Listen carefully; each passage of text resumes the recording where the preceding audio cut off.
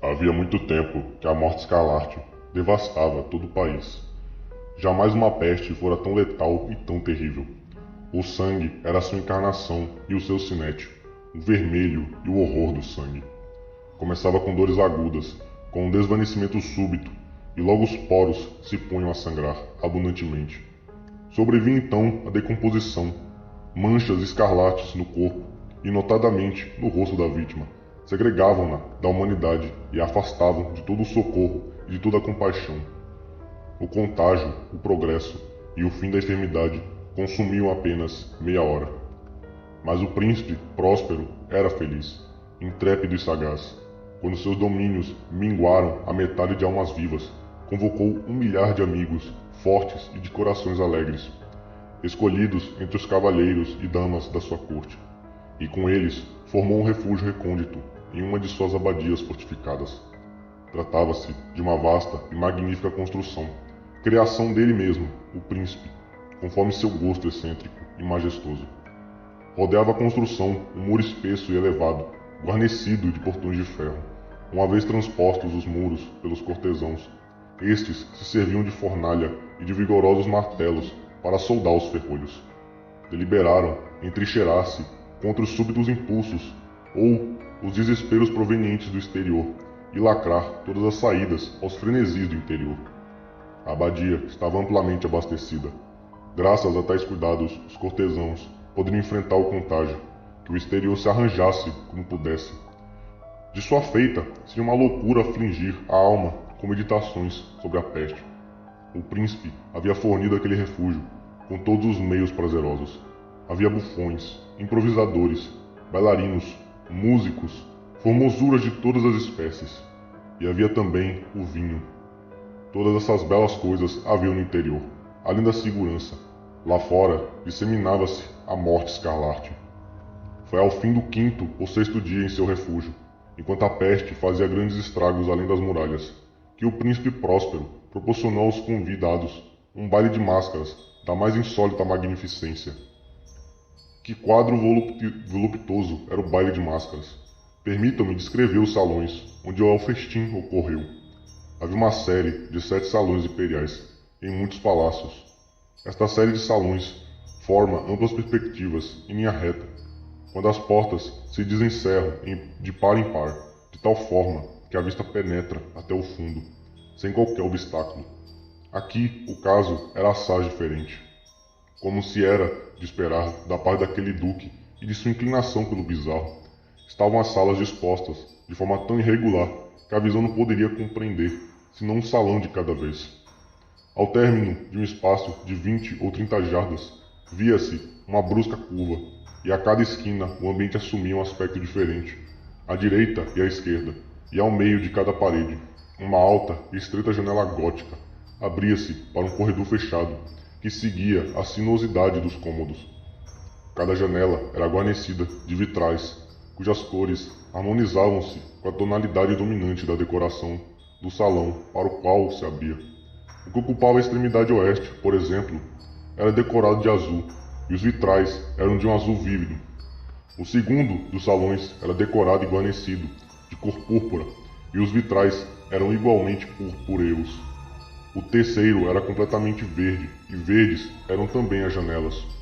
O quarto, alaranjado, estava iluminado por uma janela de igual cor. O quinto era branco, e o sexto, violeta. O sétimo era rigorosamente forrado por tapeçaria de veludo negro que revestia o teto e as paredes, e que caía em pesadas rugas sobre um tapete do mesmo material e de mesma cor. Mas nesse salão, a cor dos vitrais não correspondia ao da decoração. Os vitrais eram escarlates, de uma tonalidade intensa de sangue. Ora, em nenhuma daquelas salas se viam lâmpadas ou candelabros, em meio à profusão de adornos em ouro, que se espalhavam em todos os cantos ou se despenduravam do teto. Não havia lâmpadas ou velas, luz alguma dessa natureza emanava na sequência de salas.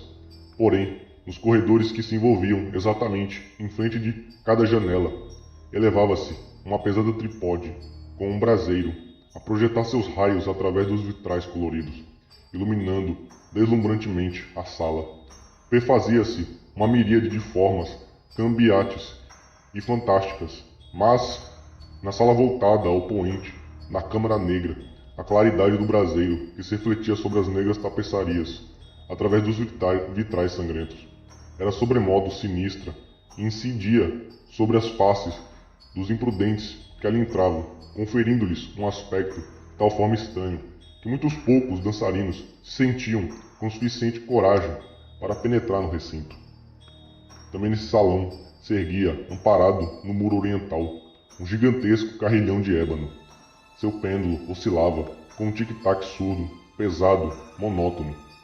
E quando os ponteiros dos minutos haviam percorrido todo o seu círculo e a hora se completava, provinha dos pulmões de bronze um som claro, estrepitoso, profundo e extraordinariamente musical, mas de um timbre tão irregular que de hora em hora os músicos da orquestra eram obrigados a interromper por alguns segundos a execução para escutar a música das horas, e os dançarinos cessavam à força as suas evoluções.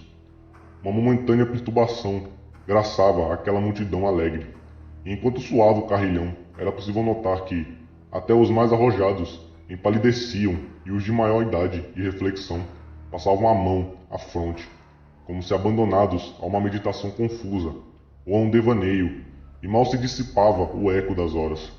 Circulava no ambiente leves risadas. Os músicos olhavam uns aos outros e se riam dos próprios nervos e da própria loucura, e juravam em voz baixa que, da próxima vez em que soasse o carrilhão, não sentiriam o mesmo desconforto. Mas, no entanto, quando decorridos os 60 minutos da hora desaparecida, que continha os 3.600 segundos, quando irrompia a uma nova batida do relógio fatal, reproduzia-se o mesmo estremecimento, os mesmos calafrios e os mesmos devaneios febris. Apesar disso, a orgia continuava alegre e magnífica. O gosto do duque era especialmente singular. Tinha a vista apurada para as cores e os efeitos que estas produziam. Desdenhava dos gostos da moda. Seus planos eram temerários e selvagens, e suas concepções brilhavam com um bárbaro esplendor. Alguns o julgavam louco, mas os seus cortesãos sabiam que não. Todavia, era preciso vê-lo, tocá-lo, para assegurar-se de que ele não estava de fato ensandecido. Para este baile havia o príncipe se ocupado pessoalmente da decoração do mobiliário das salas, e foi ao seu gosto pessoal que elegera o estilo das máscaras. Dúvidas não pode haver de que eram concepções grotescas. Tudo era deslumbrante e brilhante. Haviam coisas chocantes, fantásticas, muito do que depois foi visto no Hernani. Haviam figuras arabescas, com membros e adornos desconformes, fantasias delirantes como a loucura. Havia muito do belo, de silencioso, de bizarro, algo de terrível e não pouco do que produzia repugnância. Era como se uma miríade de sonhos deslizasse de um lado para o outro, nas 7 salas. E tais sonhos se contorciam em todos os sentidos, tomando a cor dos salões, fazendo com que a estranha música da orquestra parecesse o eco de seus próprios passos. Mas logo soava o relógio de ébano no salão dos veludos. Então, por um momento, tudo se detinha, tudo emudecia, o salvo ecoar do relógio.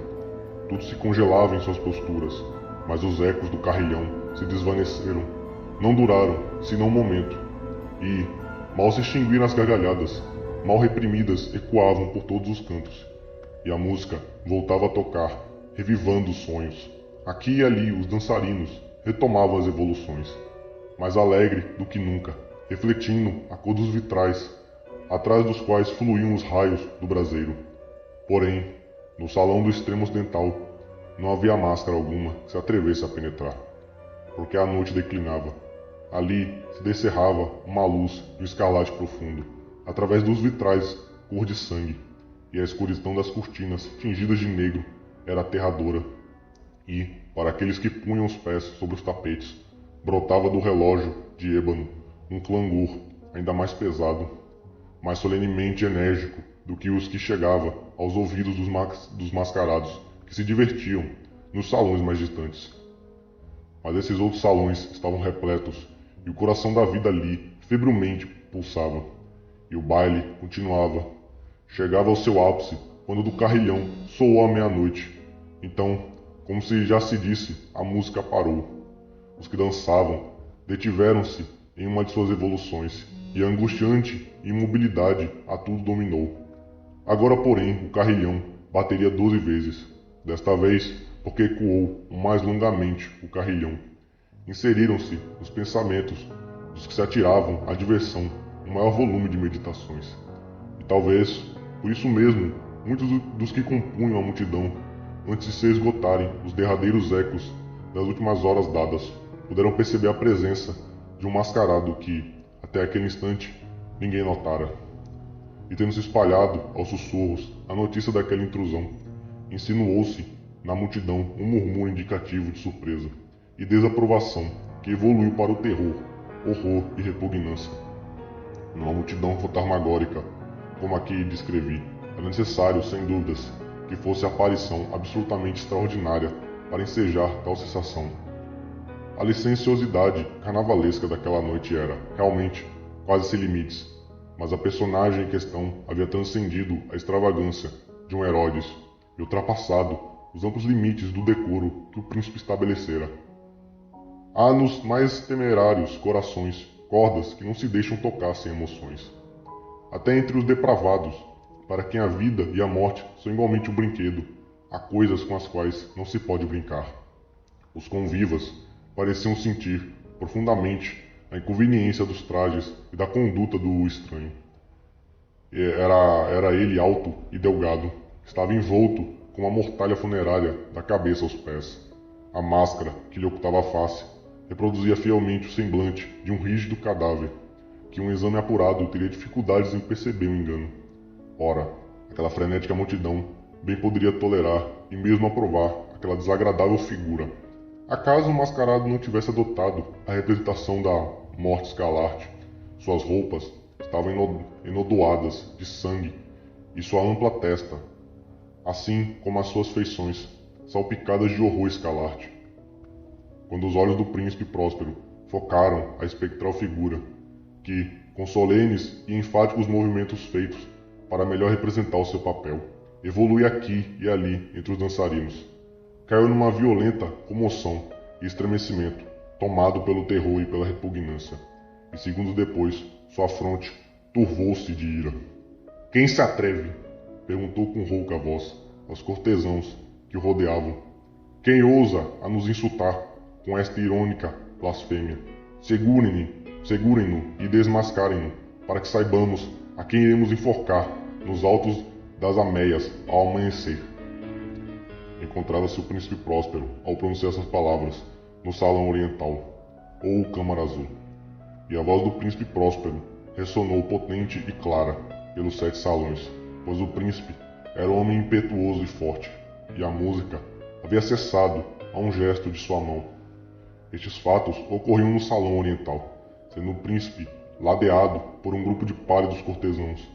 No início, enquanto falava o príncipe, o grupo se movimentou levemente na direção do intruso, que esteve, por um momento, quase ao alcance de suas mãos, mas que agora, com passos firmes e majestosos, se acercava cada vez mais do príncipe. Mas, em razão do indefinível terror que a audácia do mascarado havia inspirado em todos aqueles que ali se reuniam, ninguém estendeu a mão para agarrá-lo, mesmo quando, sem qualquer obstáculo, passou a 2 passos da pessoa do príncipe, e tanto que a mesma assembleia, como que obediente a um só movimento, recuou do centro do salão às paredes. O mascarado seguiu, sem interrupção, o seu caminho, com os mesmos passos solenes e bem medidos com os quais, desde o início, se distinguira, passando da sala azul à púrpura, da sala verde à alaranjada, e desta à branca e da branca à violenta, sem que houvesse quem o detivesse. Então, o príncipe Próspero, tomado de ira e de vergonha pela covardia momentânea, precipitou-se através das 6 salas, sem que ninguém o seguisse, porque um temor mortal se apoderara de todos os convivas. Brandiu um punhal e se aproximou a uma distância de 3 ou 4 passos do fantasma, que se retirava. Quando este último, ao aproximar-se da sala de veludo, voltou-se bruscamente, afrontando aquele que o perseguia. E com um grito agudo, e o punhal caiu, como um relâmpago sobre o tapete fúnebre, onde o príncipe Próspero, tombou morto, instantaneamente. Então, invocando a frenética coragem do desespero, a multidão de mascarados precipitou-se à Sala Negra, e agarrando-se ao desconhecido que se mantinha imóvel e ereto, como uma grande estátua, à sombra do carrilhão viu-se presa de um terror inominável, ao perceber que não havia forma tangível alguma sob a mortalha, e sob a máscara cadavérica todos reconheceram, então, que ali estava presente a Morte Escarlate. Ela se insinuara como um ladrão noturno, e todos os convivas tombaram um a um nos salões das orgias, manchados de sangue, morrendo na mesma postura desesperada em que desabaram. E a vida do relógio de ébano se extinguiu com a do último daqueles seres silenciosos, e murcharam as chamas dos braseiros, e as trevas, e a ruína, e a morte escarlate deitaram sobre tudo e o seu ilimitado domínio.